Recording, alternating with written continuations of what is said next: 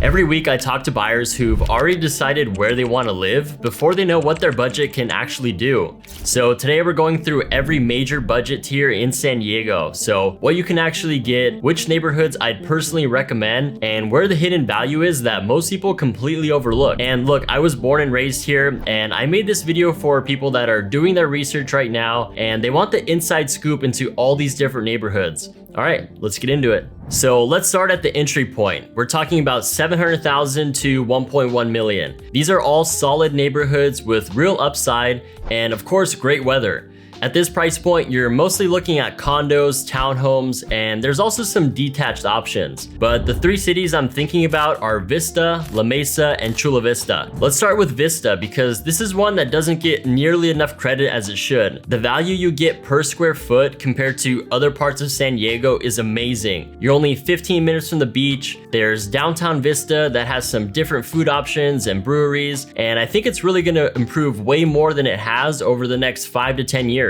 Also, if you love golfing, you should definitely look into Shadow Ridge, which is a private golf club on the west side of Vista. And I've actually played here a few times and it's an amazing course. So Vista's always one that I bring up when people think their budget really limits their options. Now let's talk about La Mesa. So when people hear La Mesa, they might think it's just a quiet little suburb, but La Mesa Village is a whole destination on its own. There's restaurants, breweries, shops, it's all walkable, and you're getting a real historic downtown feel. You've got these classic 1950s homes on tree-lined streets, and there's also some newer construction popping up by the trolley line. So La Mesa really has that small town character that people love, and it's becoming one of the most popular pockets in San Diego County. All right, now there's Chula Vista. This one's genuinely underappreciated, and the numbers back it up. Single family homes are up almost 20% over the last 3 years. But I gotta say, it's not a flashy city, it's just a very steady and reliable place. You're getting true single family homes with real yards, real neighborhoods, and there's been a ton of new development. You've got the new Gaylord Resort, which is the biggest one on the West Coast. They just completely renovated Sweetwater Park, and there's a huge master plan for this entire area that's gonna change Chula Vista forever. And what a lot of buyers don't realize is how much development is actually happening. There's a whole bayfront project that's gonna bring in new hotels and parks, and there's not a lot of places in San Diego getting this kind of development. So it's really gonna go well for long-term investors,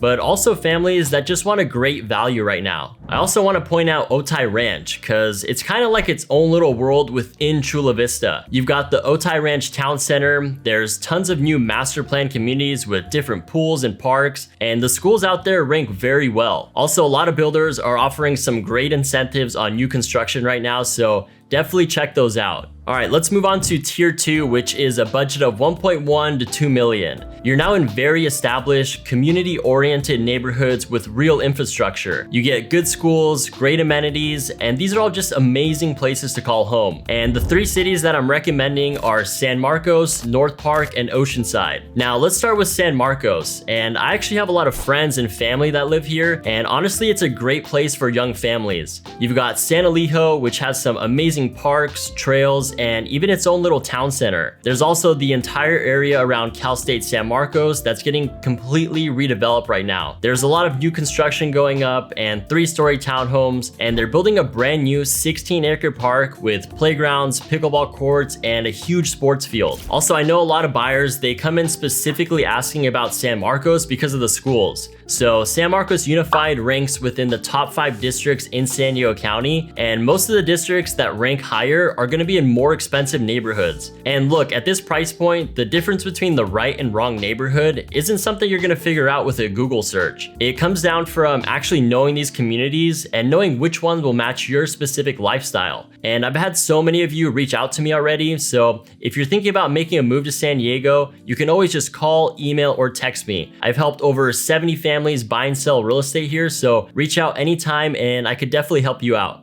All right, now let's talk about North Park. It's consistently ranked as one of San Diego's most walkable and vibrant neighborhoods. And here's something that not a lot of people know. It actually predates so many of the other communities in the county. So you get these really awesome craftsman bungalows from the 1920s, 30s, and 40s. There's also been a huge amount of energy behind North Park the last 10 to 15 years, and you can really feel it with all the different coffee shops, breweries, and restaurants packed in here. It's definitely one of the more lively parts of San Diego, and you're only just a few minutes away from downtown and Balboa Park. So I'd say North Park is really best for someone who wants a lot of convenience and just being able to walk out your door and have everything nearby. All right, now we're talking about Oceanside, which is pretty much in the most northern part of San Diego County. Now, I've had a lot of you guys reach out to me about Oceanside, and I think that's because this is one of the last coastal towns where you can still find value. You're still super close to the beach, there's been so much new development, and you're still getting a really great lifestyle without the price tag of Carlsbad or Encinitas. There's new restaurants, boutique hotels, and they're all bringing in a fresh new energy, and that's a big reason why home prices in South Oceanside are up almost 5% from last year. And something else to mention about Oceanside is how much spillover demand they get. Buyers who are priced out of Carlsbad or Encinitas, the next place they look at buying a house is in Oceanside. Real estate wise, you're gonna see a mix of older, smaller homes, especially more along the coast. And the further inland you go, the more space you're gonna get. So bigger backyards and more of that typical suburban feel. Now, there's also some pockets that have kind of been left behind. And if you want some more details about those areas or really any of the other places I'm gonna talk about, just call, email, or text me and I'll get you all the info. All right, so now we're talking about a completely different tier when it comes to budget level 3. We're talking about $2 to $3 million. At this price point, these are some of the most in-demand and highly sought out after neighborhoods.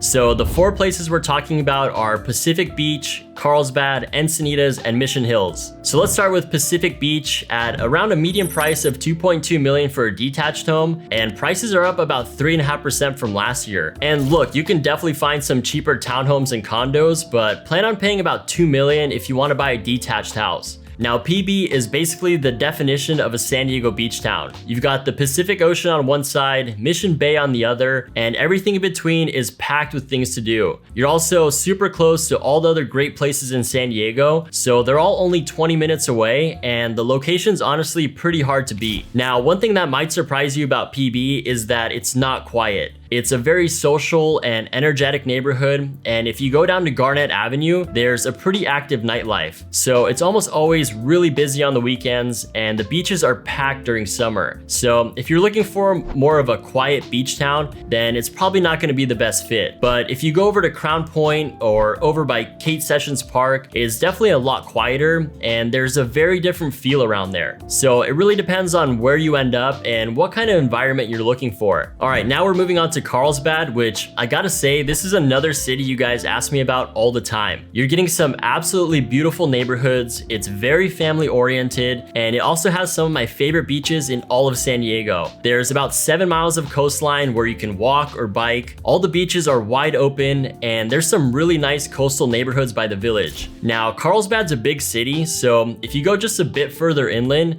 you're gonna get more of those master plan communities with bigger, newer homes. There's parks and trails everywhere, and you're getting some of the best schools in San Diego. Also, Carlsbad has some major employers. There's a bunch of life sciences and tech companies, and that brings in some really great high-paying jobs. All right, now let's talk about Encinitas. And I think Encinitas is really popular because it just feels authentic. It feels like it kind of grew organically, so there's not really a ton of these giant new communities. Every street is different from one another. There's a lot of character everywhere, and there's basically 4 or 5 different parts of Encinitas, which are all kind of a little bit different. You're also getting some amazing beaches up and down the coast, and if you're into surfing, this is actually one of the best surf towns in the entire country. And look, the real estate here definitely isn't cheap. For a detached home, you're usually looking at $2 million plus, and some of the more desirable properties, those are easily in the $3 to $4 million range. All right, before we jump out to the next tier, we're talking about Mission Hills next, which is fantastic if you're looking for an urban lifestyle. And the location's definitely one of the biggest selling points. You're just a few minutes from downtown, Little Italy, and Balboa Park, so if you travel for work a lot and you need to be right next to the airport, the location's honestly gonna be hard to beat. You also get incredible views and walkability, and I gotta say it feels really safe around here. Now for around 2 to 3 million, I think Mission Hills gets really interesting because you're getting into some of the nicer properties. There's beautifully renovated historic homes, larger properties with those amazing views I mentioned, and you're getting a lot of unique architecture that you're just not gonna find in some of these newer communities. It's also one of the few tree-lined neighborhoods left near downtown. And for people that don't want to live in a downtown high-rise, one of the first places they look at is Mission Hills. All right, let's get on to the last budget of 3+ million. And this is where you're stepping into that luxury market, and these are all highly desirable neighborhoods. So the first one we're talking about is Solana Beach. And what might surprise you is that this is actually one of the highest price per square foot neighborhoods in all of San Diego. Now with Solana Beach, you get that quiet luxury feel, so it's not super flashy, but you know the people around here are well off. Most of the country doesn't even know this place exists, and it's basically a little surf town just with multi-million-dollar real estate. Now, one of the highlights of Solana Beach is Cedros Avenue. It's basically this street full of boutiques, cafes, and art galleries. And these are literally buildings used during World War II, and most people have no idea. Now, the median home price is just over 3 million, and there's only been 72 homes sold in 2025. And at this point, there's basically no more land left to build on, and most of these houses were built decades ago. So when people buy a property here, they don't let it go. Also, when a great house hits the market, it usually sells with multiple offers. 326 South Nardo sold in 9 days for $500,000 over asking, and 645 Glenmont Drive sold in a week for $200,000 over asking. So the market's very competitive in Solana Beach, and you basically have to jump on whatever you like. All right, the next place is Rancho Santa Fe. Russell Wilson and his wife are selling their mansion here for $45 million.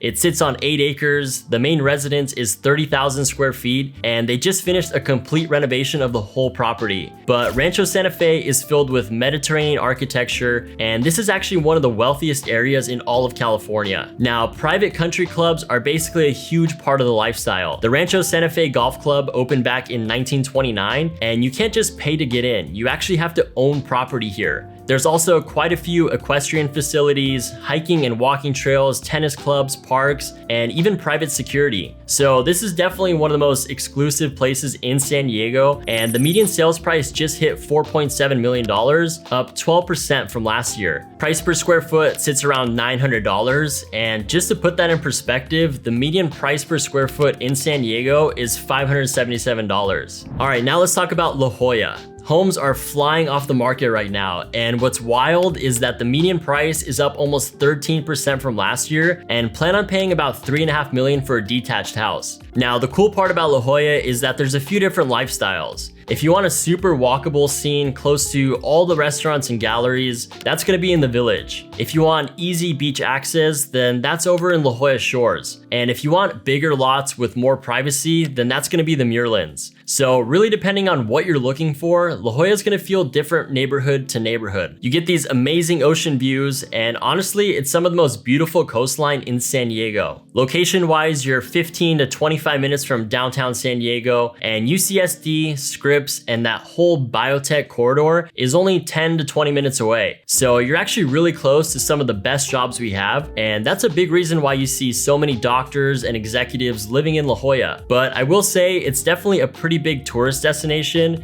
and summers are very busy. The beaches get packed and parking's pretty limited, so just be ready for a lot of people around. And look, at the end of the day, there's no perfect neighborhood. It really just comes down to which one's right for you and your budget. So I really hope you got a good idea of some of the different areas, and there's also a lot of places I didn't get a chance to talk about, so if you want to go more in depth on your personal situation and talk about some of the other areas, then definitely reach out and let's talk about it. Also, I'm gonna link this video right up here where I rank a bunch of other neighborhoods in San Diego from worst to best, so make sure you check that one out.